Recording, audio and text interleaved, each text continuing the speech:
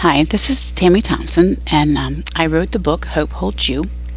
And what I'd like to do is really talk a little bit about what went into creating this book and why it took so long. So what I've created is what I'm going to be calling Moving Pages Come to Life. And this is where I'm going to go into detail about each page of the book in Hope Holds You. So today I'm going to be talking about my last page of the book. And this page features a woman in a wheelchair holding onto a heart and looking upward with immense joy on her face. And then the hope dust kind of wraps around her and holds her. And then on the other side of the page are the words, "For when you hold hope in your heart, hope grows and holds you." So those are some pretty powerful words that describe what happens when you fight to hold on to hope. There are days when you feel determined to fight against your struggle, whatever that struggle might be. And we all face struggles throughout life, and some face harder ones than others. Then there are those days that you decide that you are just not going to give up. And those are the days that I describe it as you feed into hope, and that makes the hope grow. There are also days when you're down, like when you get bad news and you feel like you just can't go another day. And that is when the hope that you have grown in your heart reaches around you and holds on to you with a whispering voice, "It will be okay." So I really see it as a balancing act where you're feeding the hope to help it to grow and letting hope nourish you back. That's very important.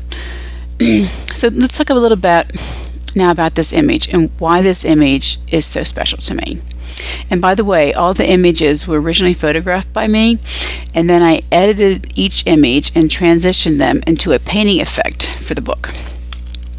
So in this image here is a dear friend of mine called Mildred. And a little bit of history here. Russ and Mildred first helped me get started in photography back in 2004. Russ was retiring from the photography life and offered to mentor me.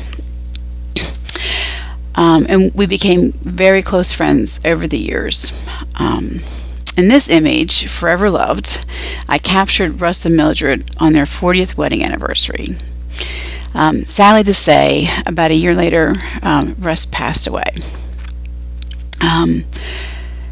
I had this portrait printed and framed for his wife Mildred after the funeral, and I just can't even put into words how that portrait touched her life. I mean, Russ loved her just beyond words.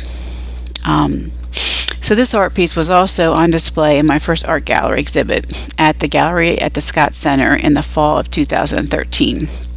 And here is a picture of Mildred attending the opening party with me. So now that Russ has passed away,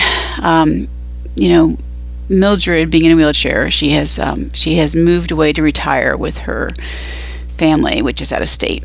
And I remember the day that I had to say goodbye to her, and knowing that it would be the last time I'd ever see her again.